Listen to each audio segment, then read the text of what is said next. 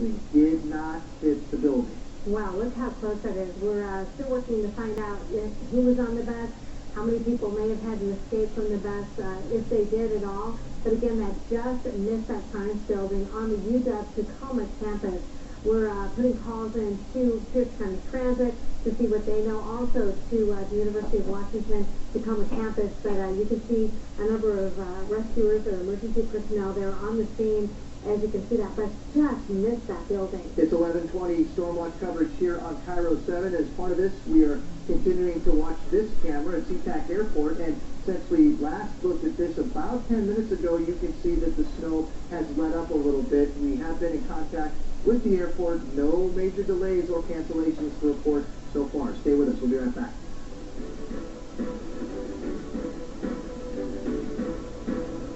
If you've been seriously injured, here is reason number 2 why you should call the Bernard Law Group. Our attorneys have recovered over $400 million for our injured claims. Call the Bernard Law Group at 1-800-INJURED for a free consultation. How do you say, welcome to the neighborhood?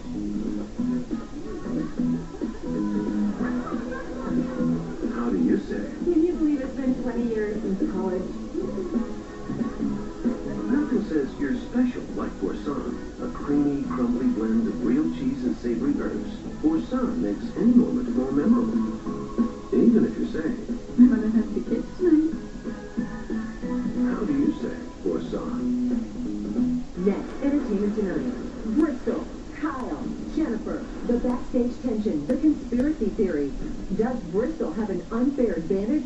Plus, Kate Gosselin's back on the ET stage. Hours skating with the Stars correspondent. Then, the Good Wife love triangle. Who is she going to shoot? There could be a fresh face that takes her away from both of them. And Mark Harmon's boss. Dark secrets about NCIS. Next ET. Tonight at 7 on Cairo 7. This is not a prescription. This is Norma, who's inundated with all the information coming to her concerning the Medicare Part D changes this year. So she went to her Walgreens pharmacist for guidance and a free personalized report that looks at her prescriptions and highlights easy ways for her to save. Because Norma prefers her pacing to paperwork. See how much you can save. Get your free report today. Expertise.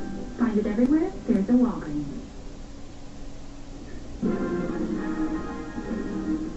11:22 Cairo 7 special report of a weather event as considerable snow moves across western Washington, and probably the most dramatic picture that we've been able to bring you yet in our live coverage since we've been on the air at 4 o'clock this morning is this Pierce County bus incident. This is on the UW-Tacoma campus, and that bus you see right there barely missed the science building. Isn't that something to see? You've heard over and over again how slippery it is out there. You can see from these pictures that there's snow and ice on the ground there, but this bus barely missed the sciences building at the UW-Tacoma. We're working to try to get more information on who was on the bus, if there were any passengers. We do know that the escape trap at the top of the door at the top of the bus is open. You can see rescuers there on the side. We're working to find out, if anybody was on the bus besides the bus driver. Our Rick Price is racing to the scene right now. He is a photographer. As soon as they get there, they'll be able to give us a little more information on the ground from everything that's happening here. Unfortunately, we can't tell you if anyone was on this bus. We're working to get that information just as soon as we can. We do know that this bus missed the science building on the UW-Tacoma campus. We've been telling you about the schools that are closed today and the schools that are deciding to close early. We're scrolling through those at the bottom of your screen, and I've noticed there have been a lot more of the college campuses, the community college campuses, that have decided to close early today and just cancel their classes. Also, a lot of the other public school districts and private schools are closing early because of the weather situation, because as Sam Margit's been telling us, we have all this snow out here now, and we have all these problems on the roads, and things are getting even colder. Shoreline School District just scrolled through the school district itself, not community college, but Shoreline schools are going to be dismissing early. Lots of superintendents watching these weather conditions change moment by moment outside, and then when you factor in the idea that it is only going to get colder and only going to get windier, and you can see why these decisions are being made to try and get the kids home early. Look at this. This is State Route 16, Tacoma Narrows Bridge. Now, the snow's let up in this particular picture, but but you can see the backup has not let up. There are several vehicles sitting alongside the road.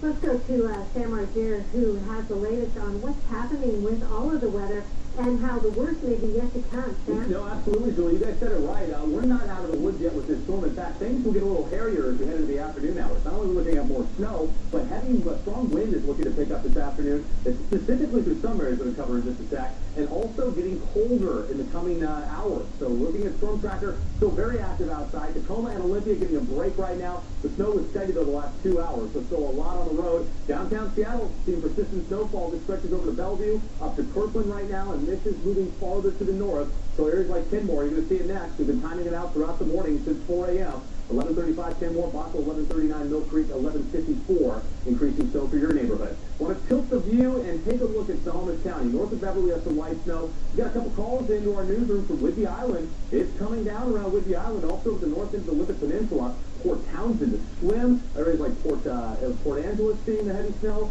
And this is slowly inching farther north. The San Juan Island getting hammered with heavy snow. And Anacortes is even just on the cusp of this snow band. You've seen some flakes, but a few more, 11:41. And Bellingham has seen a few snow showers as well, along with frigid temperatures outside through the morning hours. Now, winter storm warning for the areas outlined in red. This includes Snohomish County through King County, Pierce County, Thurston County, and over the Kitsap Peninsula, also in the north end of the Olympic Peninsula. This is through 10 o'clock tonight. 2 to 6 inches of new snow accumulating, and we're looking at the wind picking up as well heading into the afternoon hours. So the situation not letting up at all. SeaTac Airport live right now. Those actually let up a little bit. That fan that's over downtown Seattle was over SeaTac about 20 minutes ago, and yeah, this is what I'm talking about around Seattle. Look at the heavy snow coming down. You can barely make out the base of Queen Anne Hill. This is our tower camera in HD, high top Queen Anne. Downtown Seattle in the heavy snow right now, 28 degrees, east wind at 5 miles per hour. We will keep it cold enough for snow throughout the rest of today. So widespread 20s around the sound, 33 Olympia, 30 in Forks, 24 for Bellingham. And we've been pointing this out through the morning. The wind in Bellingham at 23, bringing us a wind chill. This is what it feels like. The combination of the wind and the actual temperature feels like 9 degrees in Bellingham, 19 Everett, wind chill at 23 degrees in Seattle, and the wind will pick up through the afternoon. With a high wind warning, areas of red, San Juan Island, Whatcom County. This is through 4 a.m. tomorrow, gusts up to 60. So with wind like that, we could see down trees. Our friends in Whatcom County, if you're watching us right now, prepare for possible loss of power heading into the afternoon and evening. With temperatures getting down into the teens tonight, you're going to want to be prepared in case you do lose power and you don't have heat tonight. Be prepared for that. Around Skagit County, Whidbey Island, northeast of the peninsula, wind advisory, gusts 40 to 50. Rest of the sound, no wind advisory, but it will be gusty at times, just gusts in that 20 to 30 mile per hour range. Satellite image, area of low pressure. It has been slowly moving south through the morning. In fact, it'll be moving over our area this afternoon, so that's why we're looking at increased snow. And as that low moves south of us, yeah, we're going to get that reinforcing shot of cold air blowing into western Washington, and it's going to get very gusty this afternoon. So here's our latest computer models. This just came in. This update for our noon newscast is coming up, but I want to give you guys a sneak peek at it. As these models get closer to the event, as we start seeing the storm develop, these models pick up a lot better on how much snow we're looking at, and the new model a lot more active with snowfall through the afternoon hours. You can follow along with the top left-hand corner of the screen. 1 p.m., widespread snow continues. Through 7 p.m. tonight, it's going to be persistent Everett southward, even until later on, 11 o'clock, another band looking to develop over Everett and Seattle. So when I say it, we're not done. We're not done. We're looking at more snow through the afternoon hours. Not until we get into early tomorrow morning, the snow will let up. We'll get a dry break tomorrow, but the coldest air is still to come. That starts rolling in tonight and tomorrow. So the breakdown looks like this. Down to 20 degrees tonight. Tomorrow, dry day. We'll actually get some sunshine, but the high temperature only going to 30 degrees. So a lot of ice will be around tomorrow. Down to 19 degrees Tuesday night. And then on Wednesday, we have a warm front moving in that's going to move more moisture over us. But here's the drill. The cold air will still be in place. So we're looking to start things out as snow on Wednesday before turning over to rain, 36 degrees the high. And then finally, by the holiday, Thanksgiving, we are looking at plain rain, and showers will continue through the low 40s through the upcoming weekend. We're going to keep an eye on those winds because they will be the big story heading into the afternoon hours. We'll keep you updated with weather throughout the morning and afternoon. But first, get over to Jenny. She's been really busy in the traffic center, getting you the best routes to your destination. Good morning. Yes, Sam. Usually it's to get you to work in the mornings. We plan your commute for you so you can be stress-free. But I have a feeling a lot of you are at work watching this trying to get home, or your loved ones are at work and you're going to call them up. I-5 here, as you go through the SeaTac area, we have a truck that just spun off the off-ramp here. So if you're getting on and off-ramp, they're still extremely quick in several places. We have new alerts coming up all the time. Then going out to State Route 99, the First Avenue South Bridge, I wanted to show you this one because we looked at this camera about 20 minutes ago and it actually looks pretty good. As Sam said, that snow has now come in and it's sticking on the roadways if you're commuting from the airport through to downtown Seattle or maybe south end of West Seattle.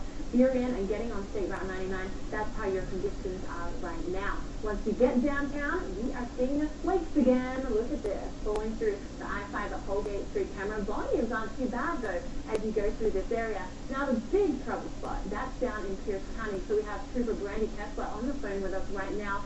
And Trooper Kessler, what do you want the people to know about right now? Hi, Jenny. Yeah, State Route 16 right now is probably the worst, I'd say, between Tacoma and Gig Harbor. We have a jackknife semi blocking the road. There's several crashes happening in that area, cars in the ditch. And so if they can avoid that area if possible, that would be best for that area. And just reminding motorists to slow down and keep plenty of space between the car in front of you, and the car in front of you. And light braking, that seems to be a big issue out here. People are hitting their brakes hard and sliding into the other person. So keep lots of space, and then when you do have to brake, make sure you're tapping the brakes and braking lightly. And make sure you're ready for winter. Yes. Check your tires. Have warm clothes with you as well. I've seen people walking outside of their cars. What do you want to tell them if you do get stuck on these icy conditions?